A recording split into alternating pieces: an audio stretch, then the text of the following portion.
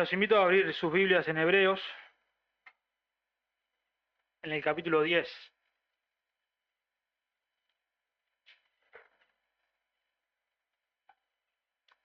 Mientras que ustedes buscan, a principio de año, en el segundo domingo del año, me tocó a mí traer la palabra. Y en aquella ocasión fuimos a Primera de Pedro, capítulo 4, y vimos el llamado que Dios nos hacía a nosotros a vivir bien,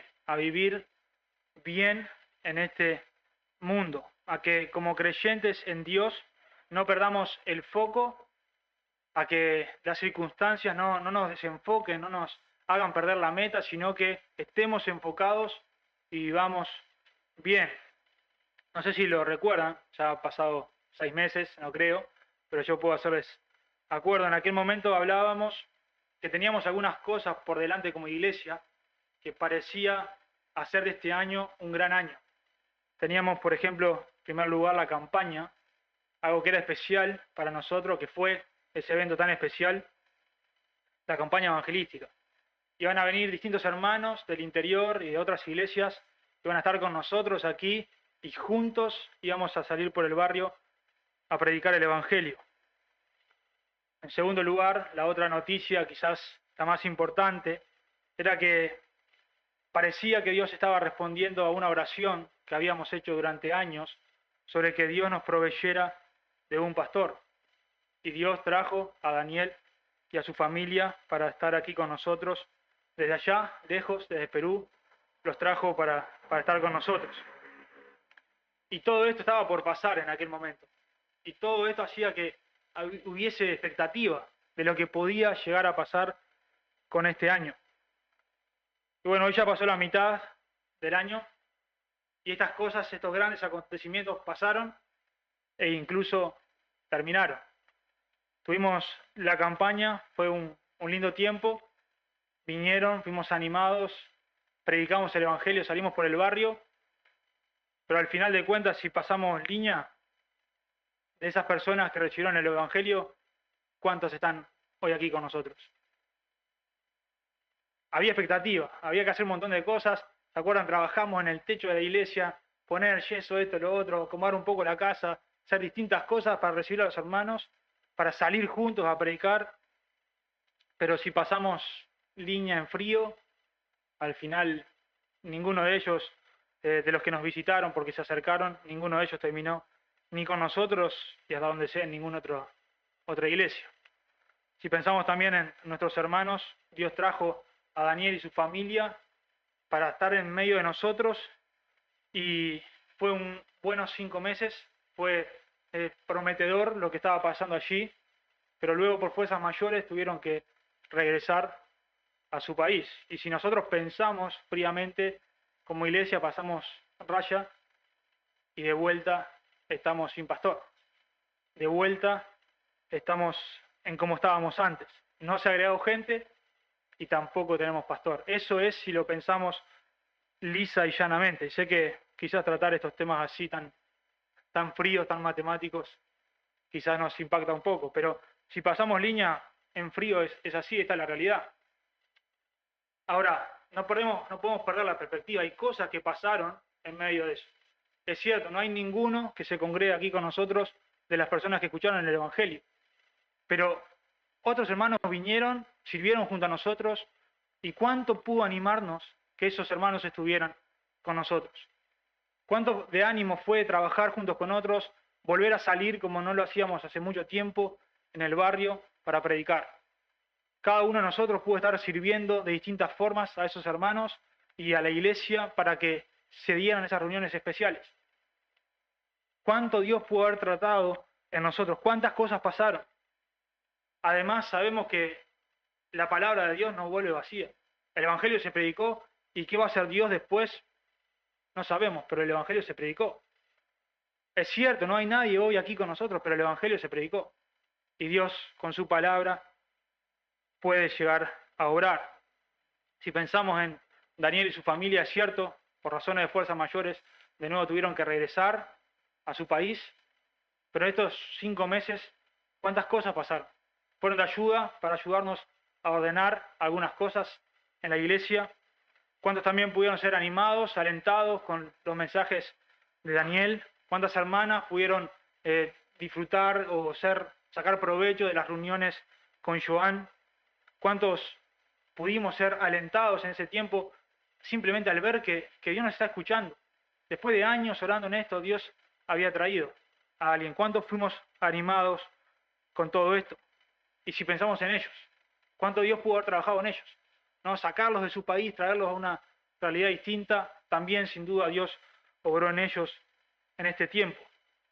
Así que de estas cosas que prometían, si pasamos en línea, en frío, parece que no hubo resultado, parece que al final estamos igual, pero sin duda tenemos que reconocer, hay muchas cosas que nuestro Dios hizo en ese tiempo, hizo con esas cosas que nosotros podemos ni siquiera llegar a tener idea.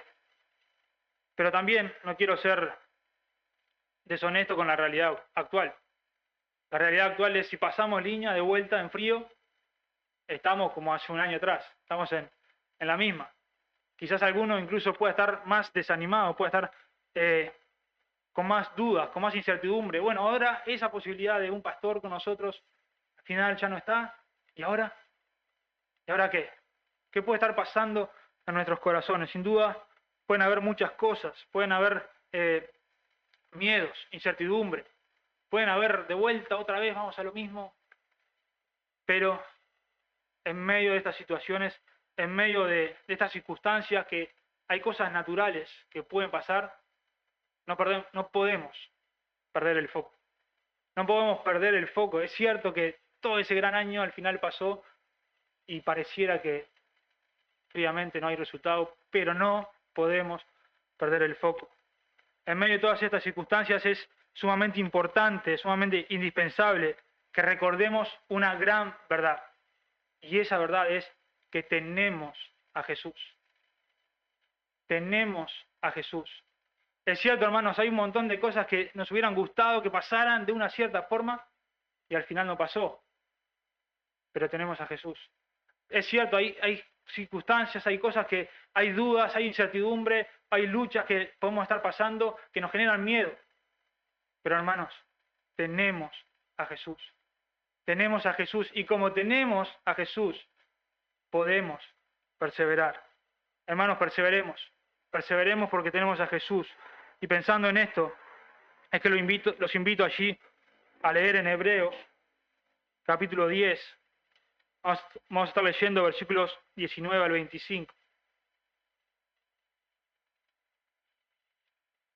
Dice allí, entonces, hermanos, puesto que tenemos confianza para entrar al lugar santísimo por la sangre de Jesús, por un camino nuevo y vivo que Él inauguró para nosotros por medio del velo, es decir, su carne, y puesto que tenemos un gran sumo sacerdote sobre la casa de Dios, acerquémonos con corazón sincero, en plena certidumbre de fe, teniendo nuestro corazón purificado de mala conciencia y nuestro cuerpo lavado con agua pura.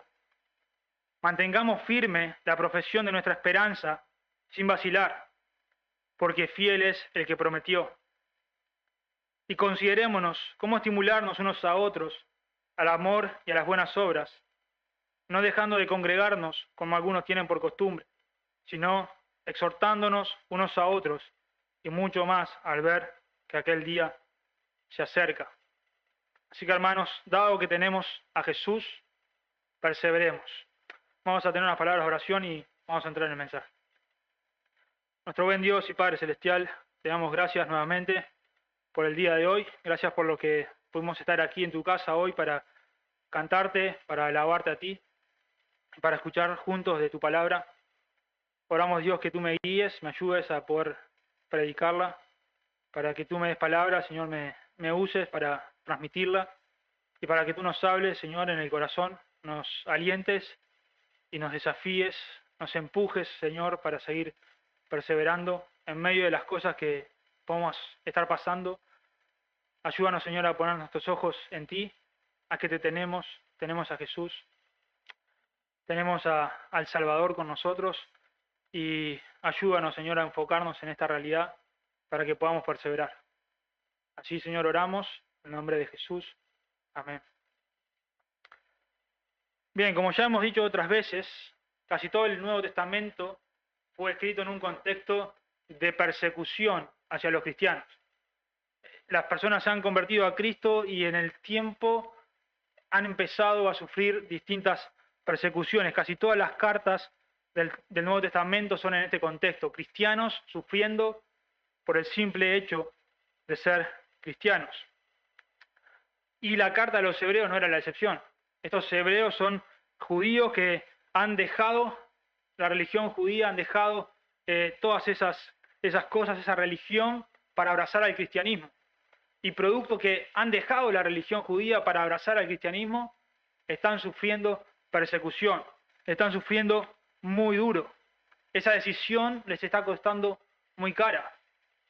Y comienzan a sufrir tal persecución que la mayoría de ellos está como cansado de tanto sufrimiento, cansado de tanta persecución, y están comenzando a contemplar la idea de abandonar a Cristo, de volver atrás. Hay tanto sufrimiento, están pasando por tantas cosas que están considerando la idea de volver atrás. Y es por eso que el autor de Hebreos les escribe y les enseña acerca de Jesús, porque el autor sabe que si hay alguien que dice que ha conocido a Cristo, pero por las circunstancias, por más difíciles que sean, está considerando la opción de dejarlo, es que en realidad no entendió quién es Jesús. Por más difícil que sea, es tan grande Jesús, es tan superior Jesús, que sería una locura dejarlo para volvernos hacia atrás. Sería una locura. Y por eso el autor empieza a escribirles sobre la superioridad de Jesús. Y está 9 capítulos allí hablándoles acerca de esto, de que Jesús es superior a los profetas. Jesús es la última revelación, nos ha hablado a través del Hijo, antes por los profetas, ahora por el Hijo.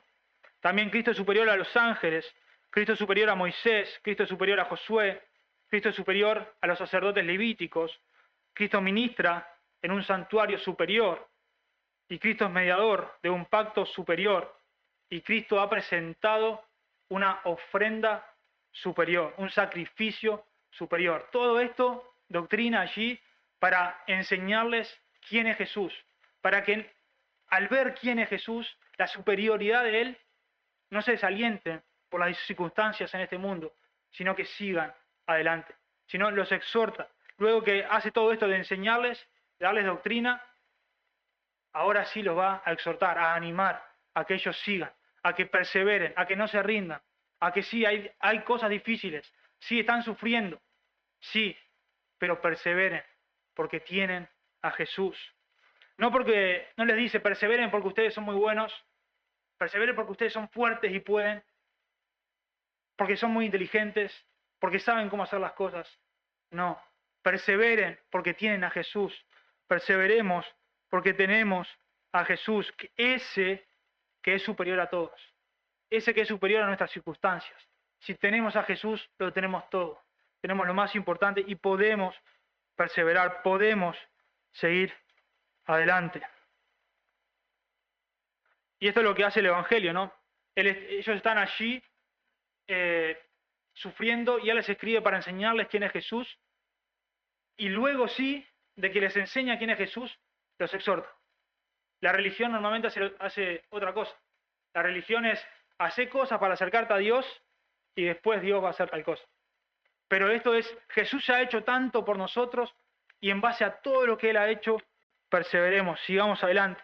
Él no comienza diciéndoles, como vamos a ver después, acerquémonos, mantengámonos firmes, considerémonos.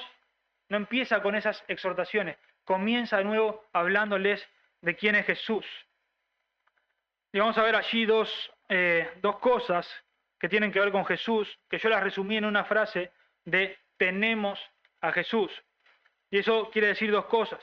En primer lugar, tener a Jesús significa que tenemos libertad para entrar a la presencia de Dios. Versículos 19 y 20. Entonces, hermanos, puesto que tenemos confianza para entrar al lugar santísimo por la sangre de Jesús, por un camino nuevo y vivo que Él inauguró para nosotros, por medio del velo, es decir, su carne. Para un judío estas palabras son realmente muy impactantes. Ellos sabían qué era el lugar santísimo. ¿Recuerdan qué había en el lugar santísimo en el templo antiguo? ¿Recuerdan qué había allí? ¿O qué representaba ese lugar santísimo? ¿Alguien que recuerde qué representaba ese lugar? Está la presencia de Dios. Y ellos sabían cómo era todo el funcionamiento del antiguo templo. Ellos no podían entrar, no era que cualquiera podía entrar a aquel lugar, al lugar santísimo. Era solamente el gran sumo sacerdote, de cierta manera, habiéndose lavado, purificado a sí mismo, habiendo ofrecido sacrificio por él, haciendo ya con el sacrificio hecho, llevando la sangre, ya de toda una manera tan solemne, tan estricta, tenía que ese solo hombre entrar allí en ese lugar. Pero ahora el autor de Hebreos le dice a nosotros, le dice a ellos, tenemos confianza para entrar en el lugar santísimo. Para ellos es algo tremendamente fuerte, son hebreos, son judíos. Ellos están acostumbrados a la religión judía y acostumbrados a lo que Dios había establecido antes, de que solamente el gran sumo sacerdote, una vez al año podía entrar allí. Y ahora le dice a todos tienen confianza para entrar al lugar santísimo. Todos tienen confianza para entrar a donde está Dios. Todos tenemos acceso a Dios.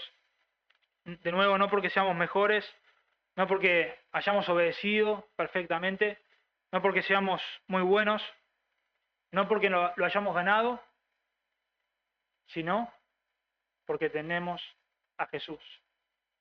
Podemos entrar a la presencia de Dios. ¿Por qué? Porque tenemos a Jesús. Tenemos a aquel que abrió el camino. Ese camino que para vos y para mí era imposible abrir. Jesús, con su sacrificio, con su ofrenda, con su muerte, abrió el camino. Para que ahora nosotros, si hemos creído en Él, podamos entrar a la misma presencia de Dios. Y esto es tremendo. Es tremendo que podamos entrar a la presencia de Dios. Que podamos nosotros, sus criaturas, estar en comunión con Él. Es tremendo. Y todo esto lo logró Jesús con su sacrificio por nosotros. Pero eso no es todo. En el segundo lugar, en versículo 21, nos dice que si tenemos a Jesús, tenemos sobre la casa de Dios un gran sumo sacerdote. Dice, y puesto que tenemos un gran sacerdote sobre la casa de Dios. Jesús no solamente fue aquel que abrió el camino, sino que hoy está intercediendo ante la misma presencia de Dios, intercediendo a favor de nosotros. Como hacía el sumo sacerdote, entraba allí en representación del pueblo, ahora Jesús está ante Dios en representación nuestra, abogando por nosotros, defendiendo nuestra causa, intercediendo a favor de nosotros. Dice primera de Juan, capítulo 2, versículos 1 y 2, hijitos míos, les escribo estas cosas para que no pequen. Y si alguien peca, tenemos abogado para con el Padre, a Jesucristo el justo. Él mismo es la propiciación por nuestros pecados. Jesús está allí ante la presencia de Dios, intercediendo por nosotros a nuestro favor, incluso cuando pecamos, incluso mostrando ese pecado ya está pago, yo lo pagué, intercediendo a favor de nosotros como un defensor. Y todo esto tenemos al tener a Jesús. Tenemos el libre acceso para entrar a la presencia de Dios, para reconciliarnos con Dios, y tenemos además un gran sumo sacerdote que aboga por nosotros. Incluso cuando pecamos, Él está allí para mostrar que su sacrificio nos ha librado de todos nuestros pecados y podemos entrar con confianza ante la presencia de Dios. Y todo esto es lo que ha hecho Jesús. Jesús ha logrado para nosotros tener un libre acceso a Dios. Que si creemos en Él, en lo que Él ha hecho por nosotros, podemos tener libre acceso a Dios. Y es tremendo. La realidad es que muchas veces no valoramos todo esto. La realidad es que no valoramos que podamos tener acceso a Dios. Para algunos sería más importante, ahora con esto del Mundial, llegar a tener acceso a Messi. A aquel jugador, ¿no? La está rompiendo en el Mundial. Para algunos sería más, wow, Messi. Pero Dios, el creador de todo, a veces lo despreciamos, ¿no? A veces no valoramos que podamos reunirnos con Dios. Pero hermanos, tenemos a Jesús. Tenemos un libre acceso a Dios gracias a Él. Así que valoremos esto y valoremos acercarnos a Él, como vamos a ver más adelante.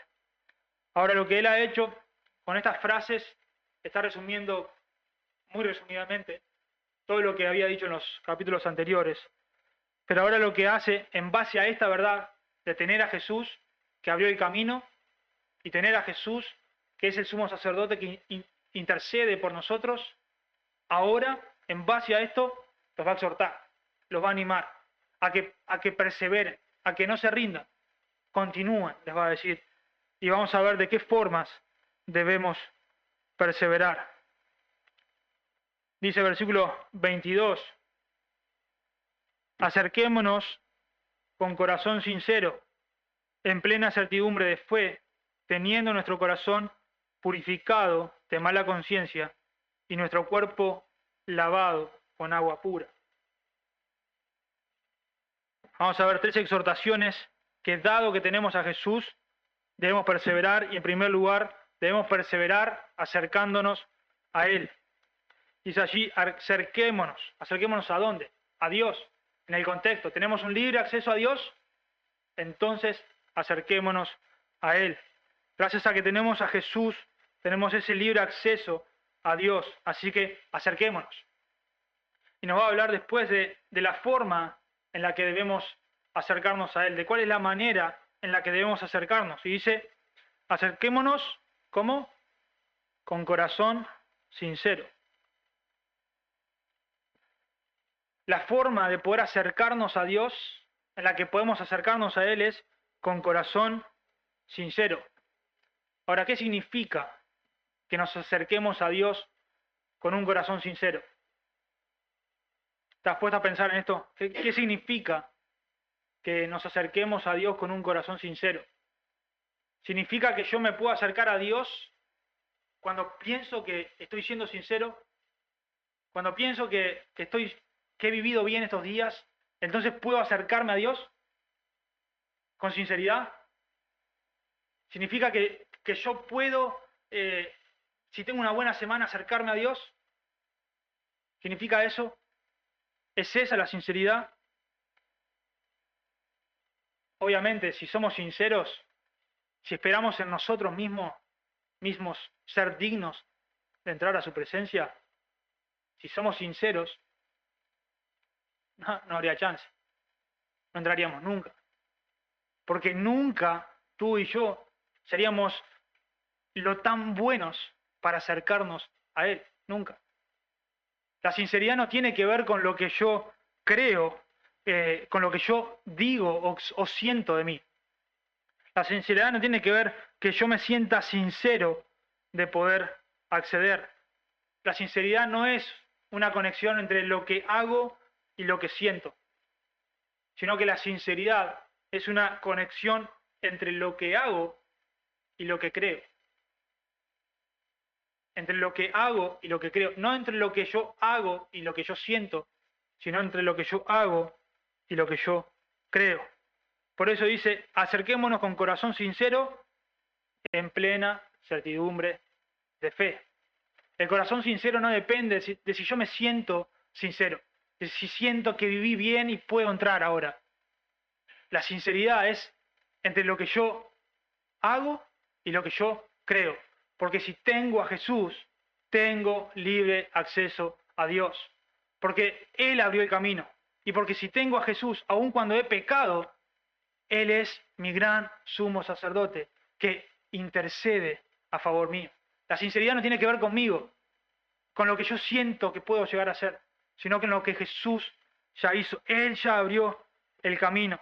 No importa lo que yo sienta, no importan mis sentimientos, no importa si me siento digno o no de entrar. Importa que Jesús pagó el precio. Él ya pagó por mi pecado y ahora puedo entrar libremente, con confianza, a la presencia de Dios porque ya he sido limpiado completamente de mis pecados.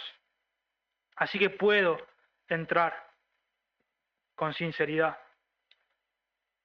Ahora, ¿para qué podemos acercarnos a Dios? Bueno, antes de esto que estábamos hablando, para encontrar la salvación. Podemos acercarnos a Dios para encontrar salvación. Dice Hebreos 7:25, por lo cual puede también salvar perpetuamente a los que por Él se acercan a Dios, viviendo siempre para interceder por ellos. O sea, yo puedo acercarme a Dios para ser salvo. Yo puedo acercarme eso si me acerco por Jesús, porque Jesús ha pagado el precio. Si yo me acerco creyendo en Él, en fe, en arrepentimiento y fe, Él puede salvarme. Santiago 4:8 dice, acercaos a Dios y Él se acercará a vosotros. Puedo acercarme a través de Cristo a Dios para encontrar la salvación. Ahora también podemos acercarnos, una vez que hemos sido salvos, acercarnos a Dios para encontrar ayuda cuando somos tentados. Dice en capítulo 4 de Hebreos, versículo 16, acerquémonos pues confiadamente al trono de la gracia, para alcanzar misericordia y hallar gracia para el oportuno socorro. No solamente puedo acercarme a través de Cristo para ser salvo, sino que una vez que he sido salvo, cuando soy tentado, cuando estoy siendo tentado a pecar, puedo acercarme a Dios confiadamente, a ese trono de la gracia, para encontrar auxilio, rescate, cuando estoy siendo tentado. Y en el contexto está hablando allí de nuestro gran sumo sacerdote, de Jesús, y dice que tenemos a ese gran sumo sacerdote que nos comprende, que nos entiende, que ha vivido en este mundo, que ha sido tentado. Nunca pecó, es cierto, él nunca cometió pecado, pero fue tentado. Satanás quiso que pecara, no lo logró, nunca pecó. Pero como nunca pecó, nos entiende. Y nos entiende mucho más todavía, porque él experimentó toda la fuerza de la tentación. Y por eso nos entiende. Y como nos entiende, podemos acercarnos a Él para encontrar ese auxilio cuando estamos siendo tentados. También podemos acercarnos para encontrar perdón y confesar nuestros pecados. Dice 1 de Juan 1:9, si confesamos nuestros pecados, Él es fiel y justo para perdonar nuestros pecados y limpiarnos de toda maldad. No solo puedo acercarme para encontrar salvación, también puedo acercarme para encontrar auxilio cuando soy tentado, y también, una vez que ya he pecado, puedo acercarme para confesar mi pecado. Y Él, que es fiel y justo, va a perdonar mi pecado. Podemos hacerlo. Podemos acercarnos con confianza, con un corazón sincero, en plena certidumbre de fe. Dice allí, teniendo nuestro corazón purificado de mala conciencia y nuestro cuerpo lavado con agua pura. Ya tenemos esto. Ya tenemos nuestro corazón purificado de mala conciencia y ya tenemos nuestro cuerpo lavado con agua pura, gracias a lo que Jesús hizo. Y como ya he sido lavado, puedo entrar a la presencia de Dios para confesar mis pecados. Así que, hermanos, si tenemos a Jesús, perseveremos acercándonos a Él. Pero esa no es la única exhortación. En primer lugar, sí, perseveremos acercándonos a Él, pero en segundo lugar, también perseveremos manteniendo firme nuestra profesión. Dice el versículo 23, mantengamos firme la profesión de nuestra esperanza sin vacilar, porque fiel es el que prometió. Así que perseveremos manteniendo firme nuestra profesión. Y esto de mantener firme tiene que ver con agarrar algo con fuerza. Me agarro tan fuerte, me aferro, que no lo suelto. Y de nuevo, ¿cómo estaban estos hebreos? Estaban sufriendo tal persecución que estaban considerando la idea de dejar a Cristo y volver atrás. Entonces Él los anima, hermanos, tenemos a Jesús, perseveremos, no volvamos atrás, mantengamos firme nuestra profesión. Así que aferrémonos, mantengamos firmes.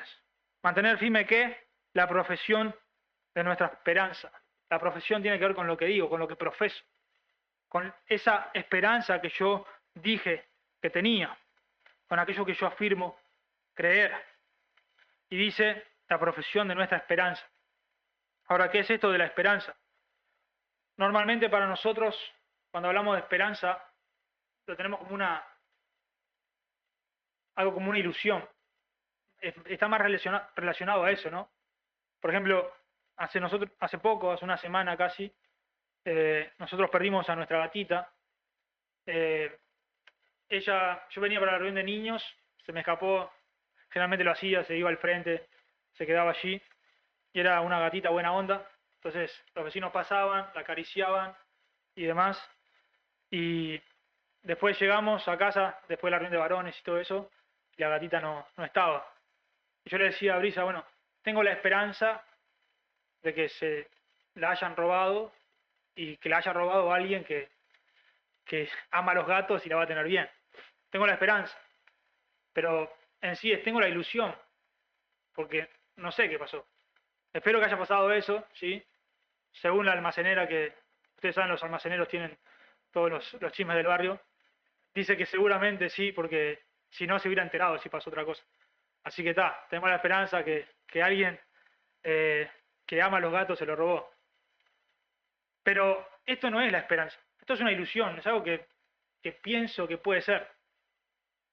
La esperanza que nos está hablando aquí es algo que yo sé que es así, que yo sé que va a pasar. No es que tengo la ilusión de que un día Jesús va a venir, que un día estaré allá, es la ilusión. No, es la certeza, es algo que yo sé que va a pasar. Y mi esperanza es esa, que Jesús un día va a venir a buscarme, me va a llevar con Él y ya estaré con Él para siempre, sin más dolor, sin más robos de gatitas, sin más cosas que podamos pasar en este mundo. Ya sin pecado. Vamos a estar una vez para siempre con Él. Y esa es la esperanza. Y retengamos con firmeza esa esperanza. Que hay cosas que sufrimos, sí. Que hay cosas difíciles, sí. Que hay desánimo, desaliento. Que incluso estas cosas que hablábamos al principio pueden desanimarnos como iglesia. Hay cosas que pasan que sí, que son un tanto desalentadoras. Pero tenemos a Jesús. Tenemos la esperanza de que un día Él va a volver. Que no es una ilusión futura de quizás pasa esto. Él va a volver. Él lo prometió y lo va a hacer. Así que retengamos con firmeza esta profesión. Retengamos con firmeza nuestra esperanza. No volvamos atrás. Si estás siendo tentado por muchas dificultades a regresar, a tirar la toalla, no lo hagas, hermano. Tenemos a Jesús. Tenemos nuestra esperanza de que un día Él va a venir por nosotros. Así que sigue adelante, hermano. Persevera. No tires la toalla. Y ahora vamos a ver cuál es el fundamento. Está la exhortación, mantengamos firme, pero ¿en base a qué? ¿En base a qué debemos mantener firme nuestra esperanza? Dice, porque fiel es el que prometió. Porque fiel es el que prometió. Mantengamos firme nuestra esperanza, pero porque fiel es el que prometió. No dice, manténganse firmes porque ustedes pueden. Manténganse firmes porque ustedes son muy fuertes. Manténganse firmes porque conocen mucha Biblia. Manténganse firmes porque ustedes van a resistir. No. Manténganse firmes porque fiel es el que prometió. Podemos mantener firme nuestra esperanza, nuestra profesión. Podemos, más allá de las luchas, no volver atrás, porque fiel es el que prometió. Mantengámonos firmes, porque Él es el que prometió y es fiel. La perseverancia de los cristianos no se basa en nuestras fuerzas, se basa en lo que Él ya hizo, en lo que Él prometió que va a hacer. Así que cuando las circunstancias cambian, cuando hayan tiempos difíciles, cuando quizás estás considerando la idea de dejar todo, de tirar la toalla, de rendirte, hermano, mantén firme tu esperanza, porque fiel es Dios. Él ha prometido estar contigo en medio de lo que estés pasando, en medio de tus luchas. Él ha prometido estar contigo y es fiel. Y sobre todo ha prometido que un día va a volver, que nos va a llevar a aquel lugar donde ya no hay más dolor, no hay más llanto, no hay más pecado. Ese lugar donde vamos a estar para siempre con Él. Más adelante termina diciendo que ese tiempo se acerca. Hermanos, se acerca ese tiempo. No vale la pena tirar la toalla ahora. Está por pasar. Cristo está por venir. Así que, porque Él es fiel, mantengamos nuestra esperanza. Porque tenemos a Jesús y Él es fiel, mantengamos firme nuestra profesión. Y por último, la última exhortación que nos da el autor de Hebreos es que, dado que tenemos a Jesús, perseveremos considerándonos unos a otros. Dado que tenemos a Jesús, perseveremos considerándonos unos a otros. Dice el versículo 24, y considerémonos cómo estimularnos al amor y a las buenas obras, no dejando de congregarnos como algunos tienen por costumbre, sino exhortándonos unos a otros, y mucho más al ver que el día se acerca. Dice allí, consideremos. Hermanos, estamos hablando, como tenemos a Jesús, podemos seguir adelante, podemos continuar, podemos perseverar. ¿Perseverar cómo? Considerándonos unos a otros. Consideremos. ¿Qué quiere decir consideremos? ¿Qué pensamos cuando leemos esta palabra? Considerar generalmente tiene que ver con fijar la atención, con estar mirando algo con detenimiento, estar pensando mucho en algo. Cuando yo estoy considerando algo, le estoy poniendo cabeza, estoy pensando, estoy dedicando tiempo a pensar en ello. Por ejemplo, si yo vengo y les digo, estoy considerando la idea de cambiar de trabajo, es algo que estoy pensando. Sin duda estoy dedicando tiempo a ver si me sirve o no me sirve, si va a ser bueno para mi familia o no va a ser bueno, si el dinero que me ofrecen, bueno, compensa lo que tengo acá o no. Estoy pensando, estoy considerando, estoy dedicando tiempo a pensar, a armar el puzzle. Lo mismo si voy a comprar una casa. Yo no es que un día vengo, veo una publicación, comprar una casa y digo, voy y compro una casa. No, es algo que estoy considerando, estoy pensando, estoy viendo si me va a dar, si va a ser bueno, en qué barrio, esto y lo otro. Estoy dedicando tiempo a pensar. Y lo que nos dice acá, a lo que debemos dedicar tiempo, es a cómo estimularnos unos a otros. A cómo estimularnos. Consideremos cómo estimularnos. El autor nos está diciendo que estemos pensando en cómo estimularnos unos a otros. En que yo pueda estar pensando en qué forma puedo provocar a mi hermano. Generalmente para nosotros la palabra provocar tiene una connotación negativa, ¿no? Si yo digo que Brisa me está provocando, por lo general estoy pensando en que me está queriendo hacer pelear. Me está queriendo hacer enojar y quiere pelear.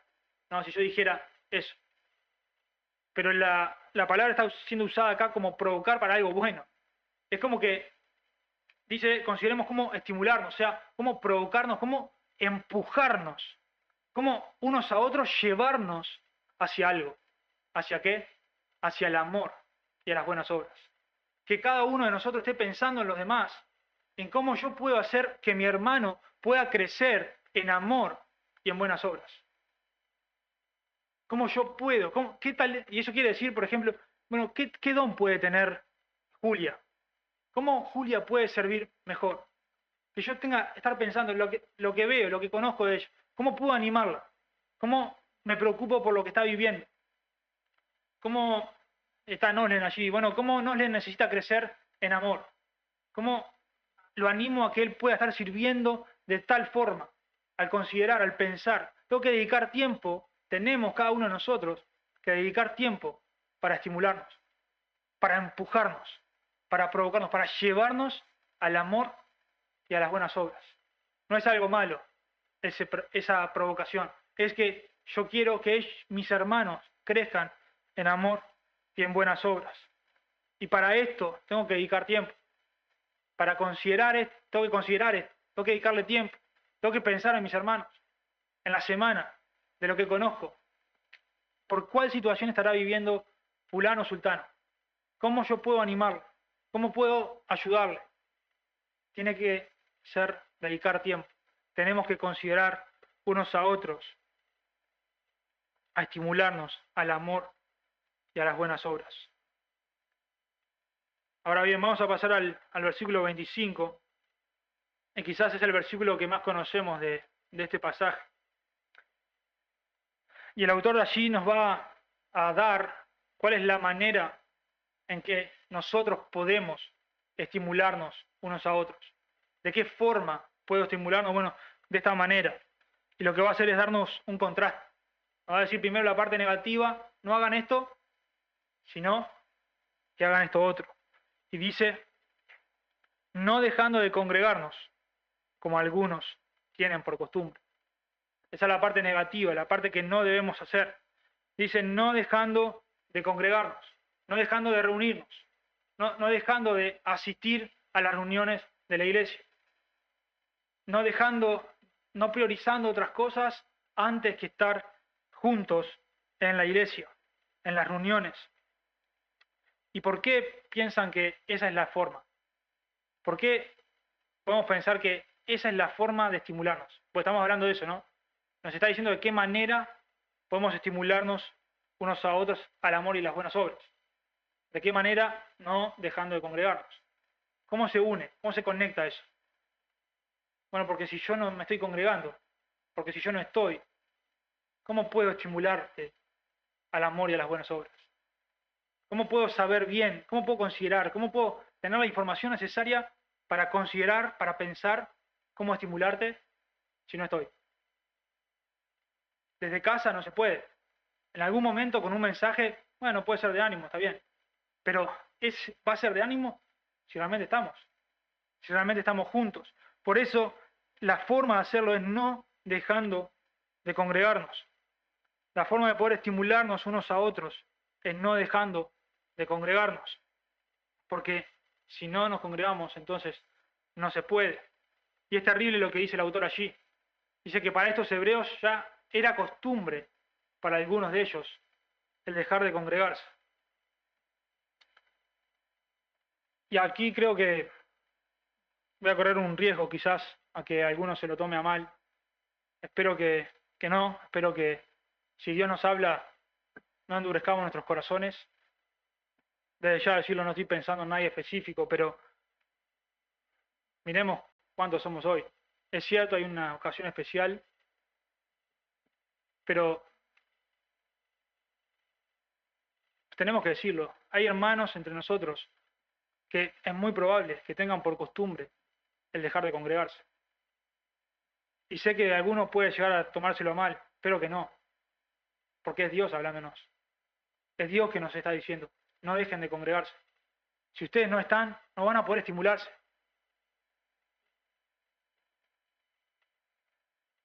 Hay posiblemente hermanos que cada 2 por 3 desaparecen o que constantemente están priorizando otras cosas antes de congregarnos, antes de estar aquí. Y la realidad también, si somos honestos, es que muy posiblemente todos alguna vez caímos en esto. Algunas veces por el desaliento, por el desánimo, quizás priorizamos otra cosa antes de estar aquí. Pero hermanos, no dejando de congregarnos. Tenemos que estimularnos, pero para eso tenemos que estar juntos. Tenemos que estar aquí, que los bancos y las sillas están llenas, de estar entre nosotros, porque no podemos hacerlo si no estamos juntos. De nuevo, hoy justo estaba hablando con Juan, él me escribió, me preguntó para poder venir, y al final hoy no pudo venir. Hay razones que todos sabemos, hay razones de fuerza mayor, que no se puede. Alguna vez, bueno, especialmente los hermanos que tienen temas de salud, El cuerpo se los impide. No puede. Pero hay una particularidad en esos hermanos. El corazón de ellos está acá. Y normalmente nosotros cuando estamos, cuando no venimos, nuestro corazón no está acá. Estamos cualquier otra cosa, pero no acá. Hermanos, si no podemos venir, que sea porque no pudimos realmente. Pero tenemos que darle valor al estar juntos, al estar reunidos. Es imposible, si no, estimularnos al amor y a las buenas obras. Tenemos que estar juntos. Tenemos que priorizar estar acá. Tenemos que dejar todo lo que sea necesario dejar para estar acá. Más adelante en el pasaje dice, cerrando allí el versículo, mucho más al ver que aquel día se acerca. ¿Qué día? Bueno, el del regreso de Jesús. Ahora, pensando en esto, para que cada uno piense en su corazón, si Jesús regresara a buscarnos un domingo a las 5:15 de la tarde, ¿en dónde nos encontraría? ¿En dónde te gustaría que te encuentre? ¿Juntos, aquí, cantándole? ¿Dónde te gustaría que te encuentre? Porque el día se acerca. Está ahí nomás, es lo que está diciendo. Ya pronto Cristo viene. ¿En dónde te gustaría que te encuentre? Ahora, ¿dónde te gustaría? Pero ¿en dónde te encontraría? ¿Qué sería más probable? ¿Que te encuentre aquí, realmente considerando cómo estimularnos unos a otros? ¿O que te encuentre en cualquier otro lado? De nuevo, hay razones de fuerza mayor. Dios lo entiende, nadie va a hablar en contra de eso. Hay gente que no puede, su cuerpo se le impide. O los medios se le impide. Bueno, no puede. Pero los que podemos, nos va a encontrar acá. Nos encontraría cantándole juntos. O nos encontraría en casa, porque esta semana fue una semana dura de trabajo. Y un día para descansar, un día para mí, me lo merezco. Porque ya trabajé toda la semana, me merezco estar un día en casa. ¿Te gustaría que te encuentre así? Pero a veces lo hemos hecho. O priorizando alguna otra cosa. Hay momentos, bueno, puede ser, pero cuando es una constante, ellos dicen, tienen por costumbre el dejar de congregarse. Constantemente están priorizando otras cosas. Hermanos, tenemos a Jesús y no debemos dejar de congregarnos. Si hay alguien que ha caído en esto, posiblemente quizás en diferentes momentos, hasta incluso todos, pero si hay alguien que hoy está con esto, puede acercarse a Jesús en confesión, en arrepentimiento y fe, confesando que esto es un pecado, porque Él nos exhorta a que estemos juntos, exhortándonos, animándonos unos a otros. Entonces puedes ir en arrepentimiento y fe y cambiar de rumbo y priorizar nuestra reunión, el estar juntos. Puedes hacerlo. Él va a perdonarte y puedes volver y priorizarlo para estar juntos. Él ha logrado el perdón de todos nuestros pecados, incluso de ese. Así que, hermanos, no dejemos de congregarnos. Ahora bien, como dije, esto quizás es para algunos demasiado duro. Hablarlo tan literal para nosotros, tan aplicado a nosotros, quizás para algunos es demasiado duro. Y quizás algunos estamos tranquilos allí en el banco pensando, bueno, generalmente yo estoy acá en la iglesia. Generalmente yo me congrego, yo vengo, yo asisto. Esto no es para mí. Ahora vamos a seguir leyendo. Dice, sino exhortándonos unos a otros y mucho más al ver que aquel día se acerca. Ahora quizás tú estás de nuevo en el banco allí pensando, esto no es para mí, porque yo me congrego, yo soy fiel, yo vengo. Y estás muy tranquilo pensando en esto. Pero acuérdense, estamos viendo la manera en la que debemos estimularnos unos a otros. Y en parte de esa manera no dejando de congregarnos, pero cuando te congregues, exhortando unos a otros, exhortándonos unos a otros, animándonos unos a otros, porque es posible congregarse para algo malo. Es posible congregarnos acá como una religión. El domingo a las 5 tengo que estar en la iglesia y voy porque tengo que estar, porque es una religión, simplemente. Podemos reunirnos para una religión, porque simplemente a las 5 hay que estar acá. Eso está mal. No es la idea, es no dejando de congregarnos, pero para exhortarnos unos a otros, para que estemos pensando los unos en los otros, para que podamos estimularnos a crecer en el amor y en las buenas obras. Cuando te congregas, ¿estás pensando en los demás? ¿Estamos pensando en juntos adorar a Dios? ¿En juntos aprender de la palabra? ¿En juntos animarnos, alentarnos, enseñarnos? No alcanza con llenar el lugar en el banco. Es estar pensando en los demás, animándolos, exhortándolos, empujándolos hacia el amor y las buenas obras. Cuando Pablo le escribe a los corintios en 1 Corintios 11:17, les está hablando y amonestándolos en contra de lo que ellos están haciendo. Han tomado la cena del Señor y la han convertido en una comilona. Miren lo que les dice Pablo, versículo 17. Pero al anunciaros esto que sigue, no os alabo, porque no os congregáis para lo mejor, sino para lo peor. Es posible congregarnos para lo peor. Es posible congregarnos no para algo bueno. Así que con solamente venir y llenar el lugar no alcanza. Dios quiere que nos congreguemos, que estemos todos juntos, cada domingo, todos juntos. Pero pensando en los demás, pensando en mi hermano, en cómo él me necesita, en cómo puedo servirle, en cómo necesita ser alentado, en cómo yo puedo usar mis dones para su beneficio. No alcanza de nuevo con llenar el lugar. Es pensar en los demás, es considerar, es dedicar tiempo a pensar en mis hermanos en la semana, es dedicar tiempo a estar con ellos, a alentarlos, a los que sufren, a los desalentados, a los desanimados, a los que están sufriendo, a los que necesitan crecer. Es pensar en los demás. Si tú estabas muy tranquilo allí pensando en, bueno, yo me congrego, ahora hermano, te estás congregando para exhortarnos unos a otros.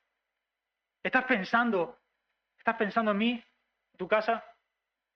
¿Estás pensando en Juanca, en casa? ¿Estás pensando en Estela, en tu casa? ¿Considerando cómo vas a estimularnos al amor y a las buenas obras? Eso es lo que deberíamos hacer, cada uno, y yo con ustedes, obviamente. Pero cada uno de nosotros pensando en los demás, para estimularnos a crecer. Hermanos, tenemos a Jesús y su venida se acerca. No perdamos tiempo, perseveremos, sigamos adelante estimulándonos unos a otros al amor y a las buenas obras. Quizás de nuevo este tiempo para algunos es más difícil que para otros. ¿Cómo vamos a ayudarlos? ¿Cómo vas a estar alentándolos? ¿Cómo los vas a exhortar? No alcanza con llenar el lugar en el banco.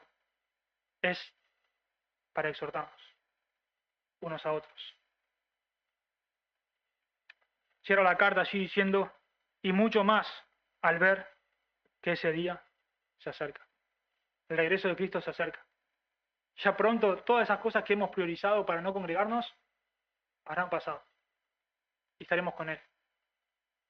No vale la pena priorizar otras cosas.